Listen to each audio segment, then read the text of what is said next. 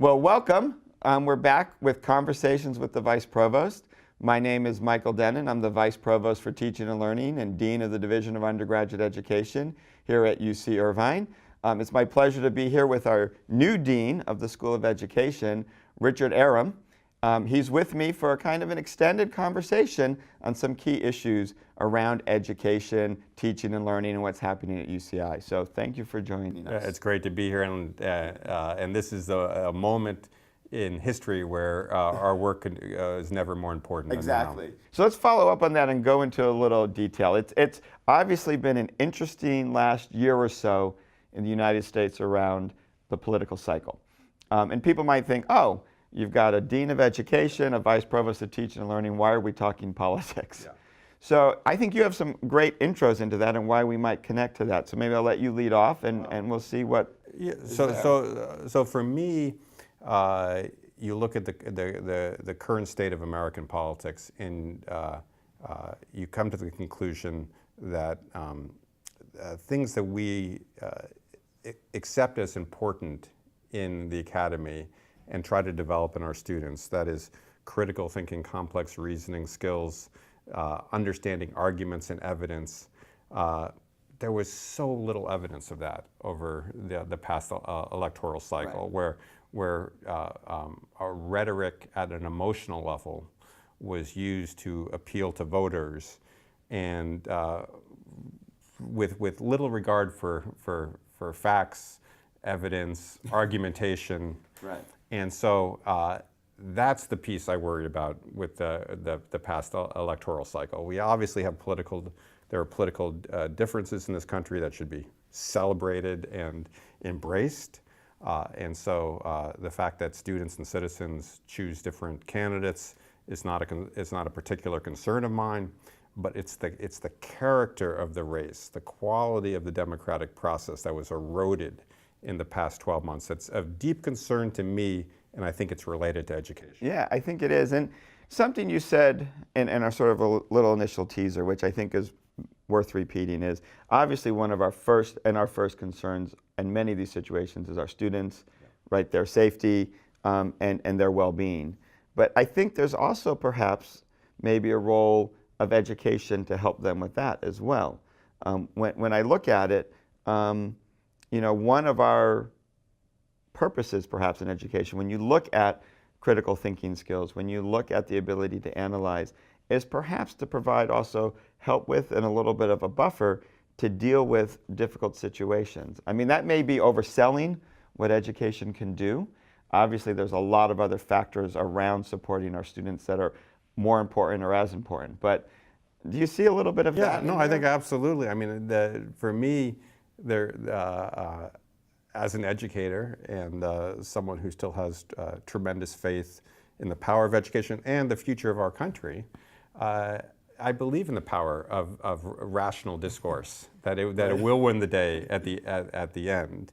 But again, I fear that we've, as educators, we've let our school education system drift too far from that core purpose. And education, remember, Michael, as you know, education was set up in our country. We were the first to have mass schooling at the elementary level, right, to promote literacy, to help people be democratic citizens, not right, to get jobs as clerks, right, but to help them to be democratic citizens. And so education in the U.S. has always been about promoting democratic citizenship, and by citizenship, I don't mean a narrow definition of a citizen status. Right. The idea in the U.S.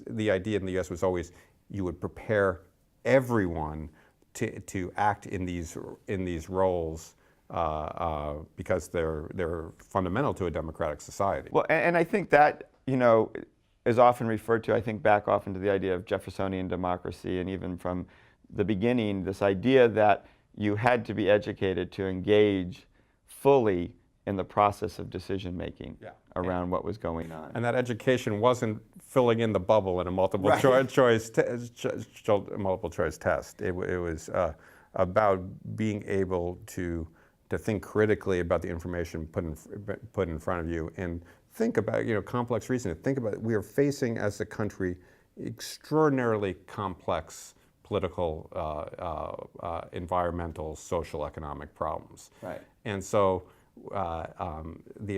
developing the ability in individuals to sort through that complexity and make reasoned judgments is really an essential task for us. So I'm going to sort of raise a challenge for our colleagues.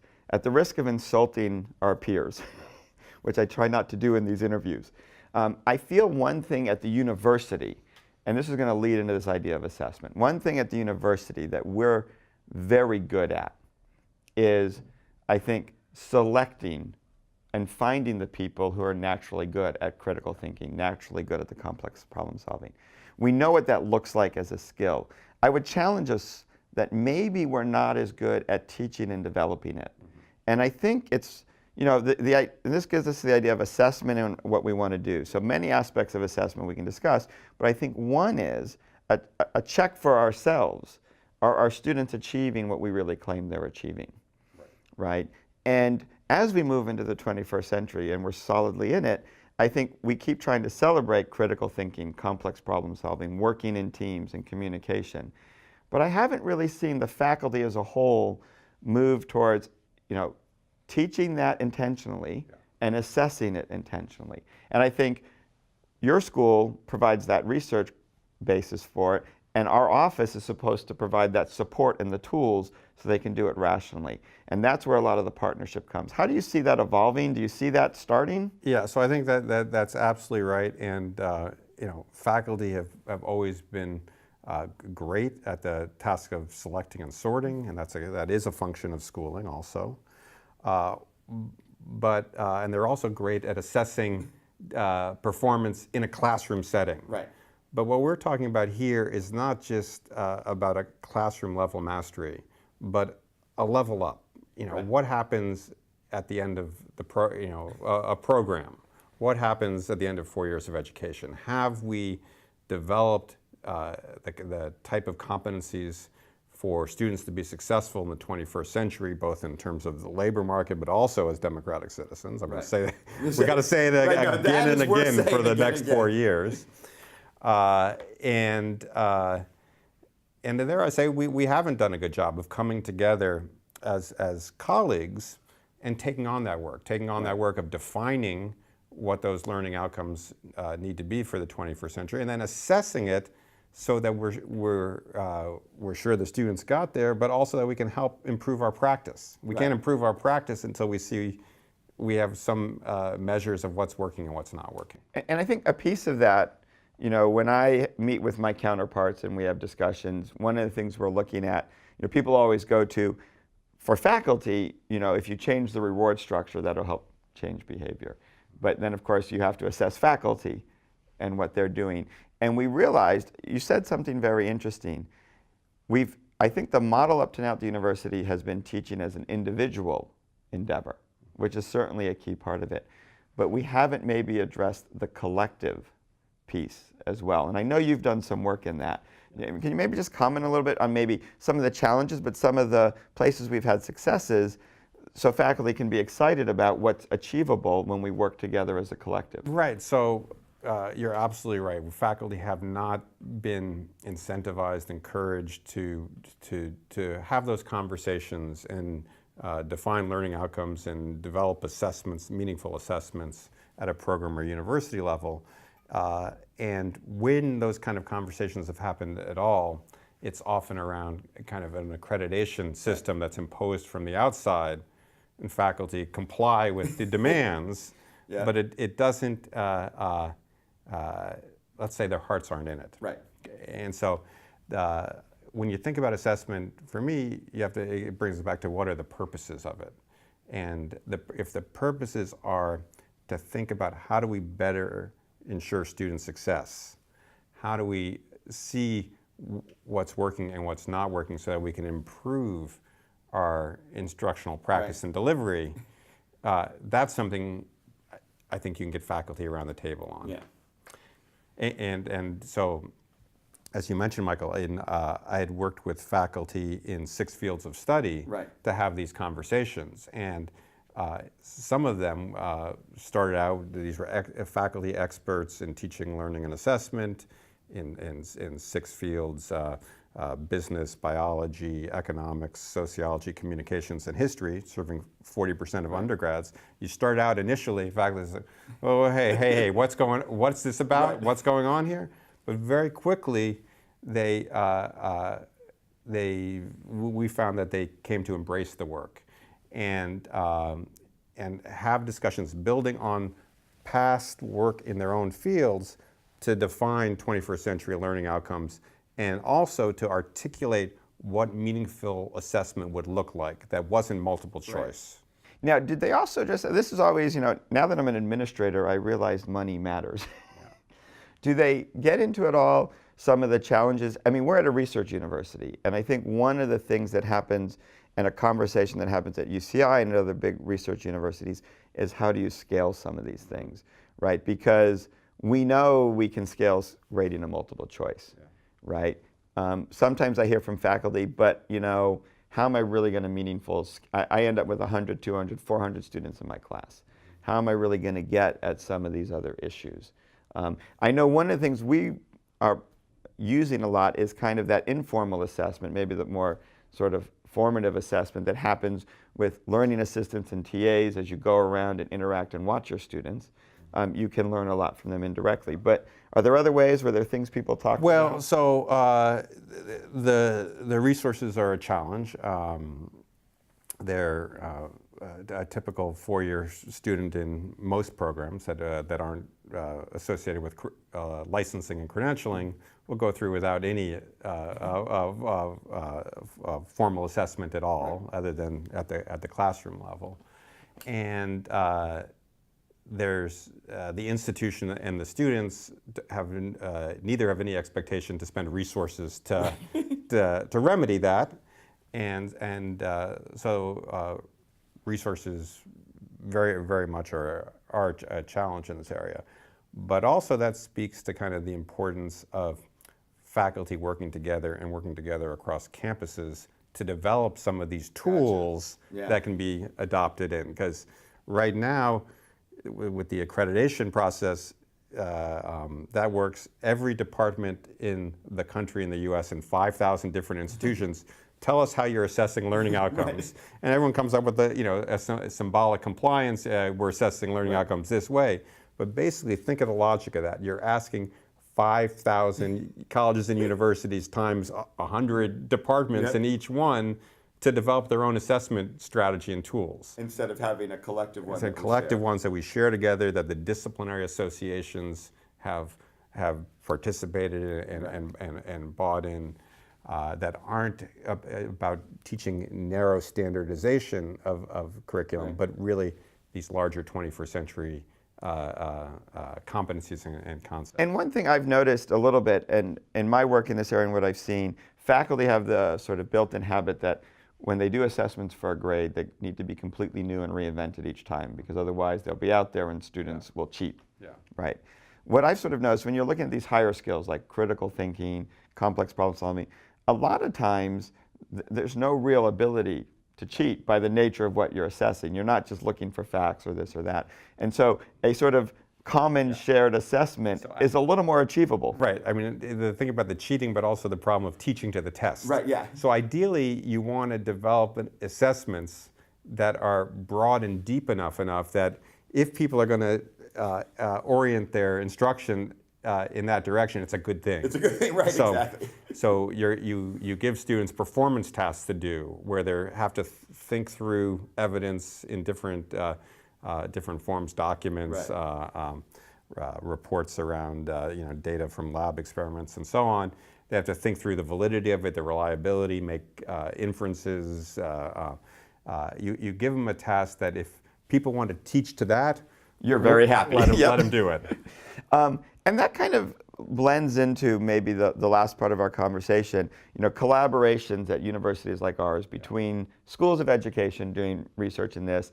And at UCI, we're even broader because we have the advantage of having the soon-to-named professors of teaching who do discipline-based research and scholarship, and then we have an office of teaching and learning to help faculty implement these things. And you build this ecosystem all at one university.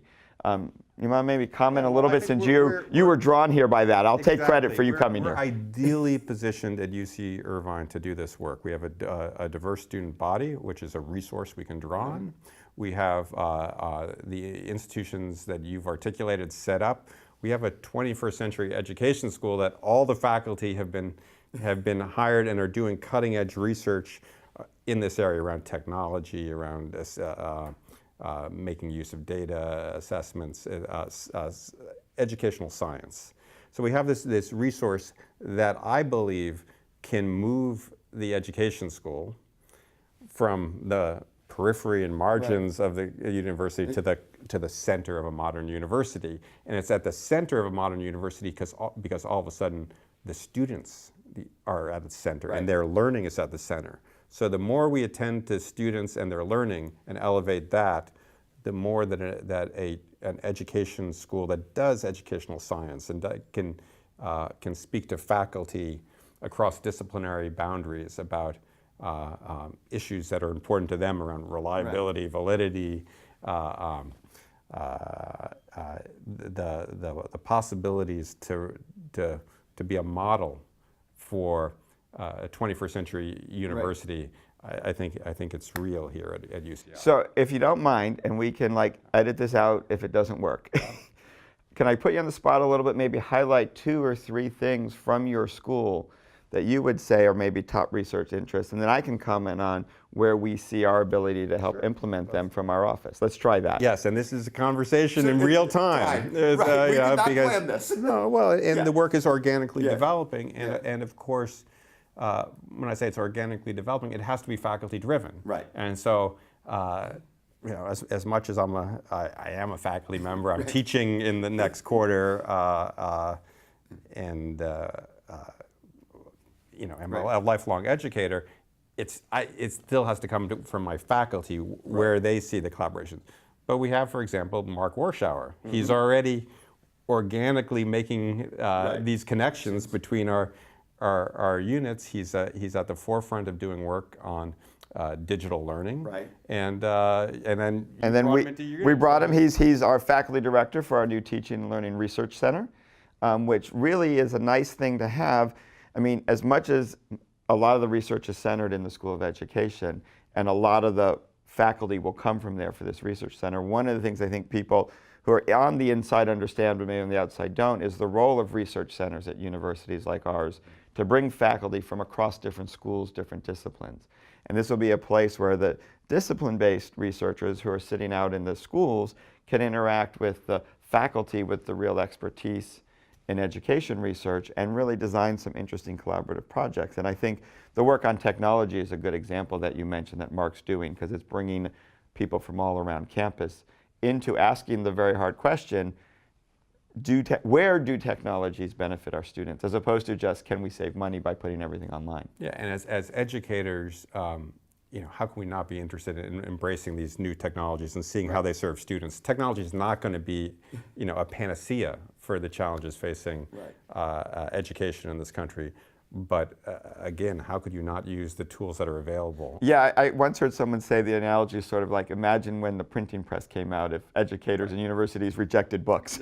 Said, no, that's just, that's too fluffy, and it's not going to do anything. But at the same time, books didn't clearly make education. It made it way more broadly available, but you still needed universities, you still needed human interaction. Yes, and the same is true for technology, for sure. And so we also have faculty already organically working with some of the STEM faculty here on assessments of innovative practices.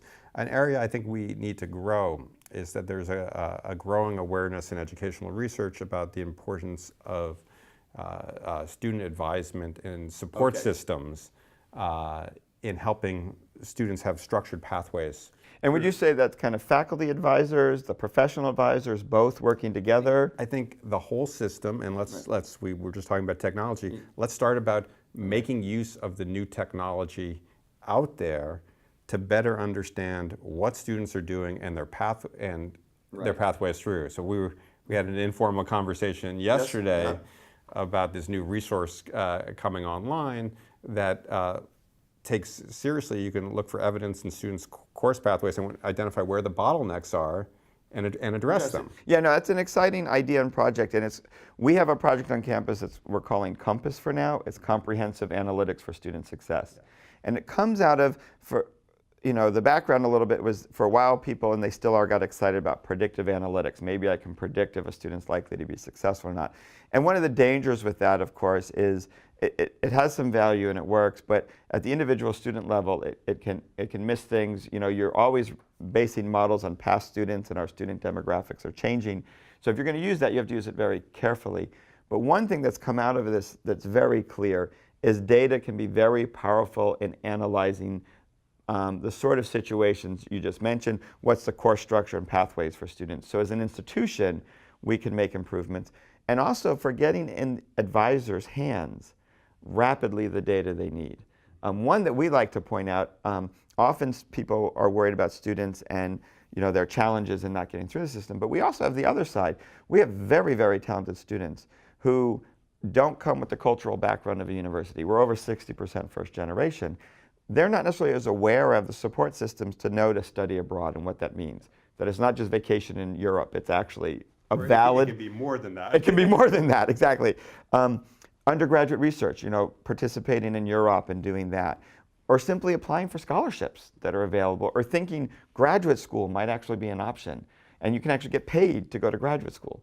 And so identifying these students in the sea of data and getting them in front of faculty and professional advisors so they can be informed of the opportunities to them is a huge win for our students, for our advising system, and for the whole system. Yeah. So these are some of the things that data can really, I think, do for our students. How do we deploy the technology? But these are also human systems, right? Exactly. You're going to have the connections between faculty advisors and students, professional advisors and students, and so on. The word I like in this space is intentionality. Right. So we have to be much more intentional about how we're serving the needs of students.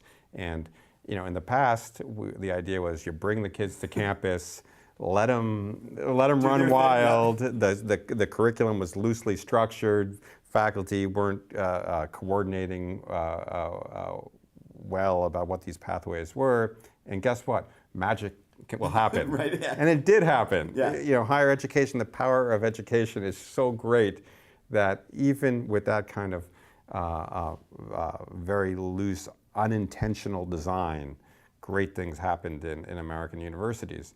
But we don't have that, as the past election cycle shows us, we don't have that luxury anymore. We're going to have to be intentional about what the learning outcomes are and how are we going to prepare students to be successful as adults in the labor market, but also as democratic citizens. Well, Richard, I don't think that could be said any better. I think we should end there. That's a great summary. Thank you for your time. Hope you enjoyed watching this second of Conversations with the Vice Provost, and we'll see you at our next one. Thank you. Thanks for watching. This is the time where you get to be part of the conversation. Comment below. You know the drill. You know how to do that. Subscribe, follow us, look for us on all our social media, and stay part of the conversations. Thank you.